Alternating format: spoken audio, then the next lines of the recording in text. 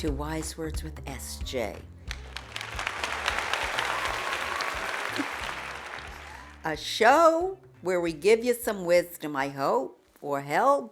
Today we're going to talk about one of my favorite subjects, AA and being sober. Okay, let's talk about my sobriety, because I've been sober since November 12th, 1985. And let me tell you all about that. That's 38 years. I'm going to be 39 this year, hopefully, like Jack Benny. He was 39 a lot of times. Anyway, let's talk about that because I think it's very important. I took my glasses off of that, smushed my hair away. Okay, here's how it happened.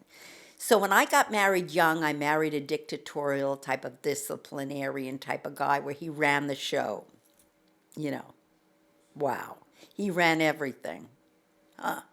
So in the late 60s, 1968 when I got married was a very tough year. Martin Luther King was assassinated, RFK was assassinated, Chicago riots, oh my God, but it was a time of change. 1969, Woodstock, things were very different. And I wanted us to be part of that change where we experience things together. He was very stubborn. He was a Leo.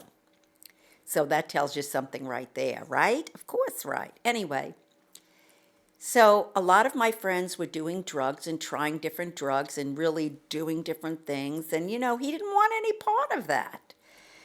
I wanted to be a part of that. I had lived in I went from my mother's house to my husband's apartment because, he picked the apartment. Did I pick the apartment? No, because I just went along like a sap with everything he said until I finally said, you know what?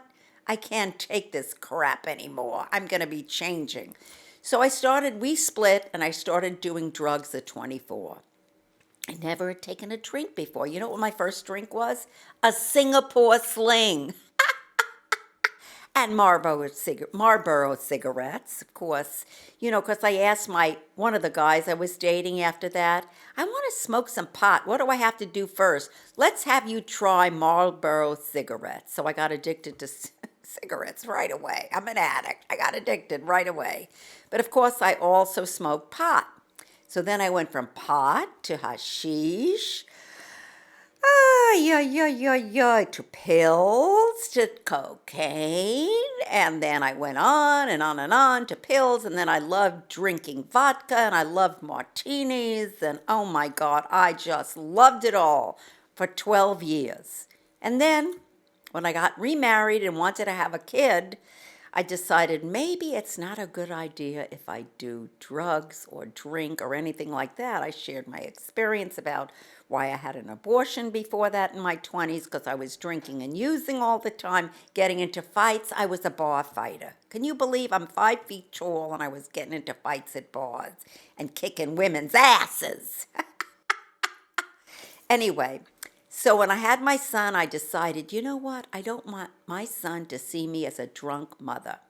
So I put myself in Cedars-Sinai. They had a care unit in 1985 in August 4th.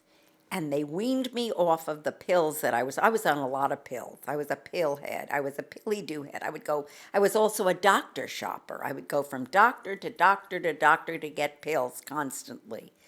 So they weaned me off of the pills, and then I got out of the hospital, and my original sober date was August 15th, 1985. But my then husband said, honey, you're probably not an alcoholic. Why don't you try some controlled drinking? So guess what? I tried controlled drinking again. I had one drink in November. Probably was the 11th of November, somewhere around then. And of course, I immediately knew I was an alcoholic. I did. My heart started speeding up. Everything started going crazy. And I said, I am an alcoholic for sure. And I need to commit myself to Alcoholics Anonymous completely. So November 12th, 1985, I started the journey to Alcoholics Anonymous. And it really has changed my life. I've been through so much in Alcoholics Anonymous, and Alcoholics Anonymous has never failed me. Number one, my husband divorced me, took me to court, to reduce child support and alimony relief. Let me tell you, he was paying me only $700 a month, originally $1,200. Oh my God. Then $700 a month for my son and I. Is that terrible back in those days? Horrible. That's why I started my own company, but that's another story I talked about. And then my husband passed, not my husband, my father passed away. Then my grandmother passed away. Then I went bankrupt. Then I got sick. So many things. And when I went to child support and alimony relief court, I'll never forget that. I came back from that when I lost the case. And there was this guy at Alcoholics Anonymous, and I said, what am I going to do now? Who do I go to for help? He said, your higher power. And that's who I went to. And I never had to take a drink or use since then, and I've been through a lot of things, a lot.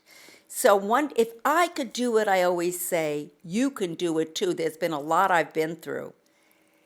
Bankruptcy, death, divorce, illnesses, everything, every day, because it's a 1 day at a time program. How do you stay sober? 1 minute at a time. It's not easy. We're complicated people. It's a simple program for complicated people. We always want to know, why can't I do this? Why can't I do that? Why should I do this? It's a set of things, like the first step. We admitted we were powerless over drugs and alcohol. Our lives had become unmanageable. 2, came to believe that a power greater than ourselves could restore us to sanity. 3, made a decision to turn our will and our lives over to a higher power as we understand higher power. 4, then we make an inventory. 5, then we read it to someone. 6 and 7 is talking about your character defects. 8, you make a list of all the persons you have harmed. 9, you make amends. 10, you take a everyday inventory. 11, prayer and meditation. And 12, you pass it on to another person. And I'm passing it on to you. So if you've got an issue with drugs and alcohol or anything like that, you can reach out to me at www.wisewords/JLTV.tv, and I'll be happy to talk to you about it. Reach out to me, because I don't want your life to go to hell, in a handbasket, okay? And I love you all very much, so I hope that my helping you, I was 37 when I got sober, 38. I'll be 39 this year, 1 day at a time. It's only a 1 day at a time program. Remember that. And if nobody told you they love you today, I love you because you're you. You can do it. You can give up drugs and alcohol. Don't let it control your life. I know things are tough sometimes. Don't let it control your life. Right. And use the people of Alcoholics Anonymous. Call, get a sponsor, someone you'll listen to besides your own self. That's the most important thing. Okay? I love you, and I know you can do it. Be true to yourself. And please email me at wisewords@jltv.tv, and I'll answer all your questions, whether you like it or not.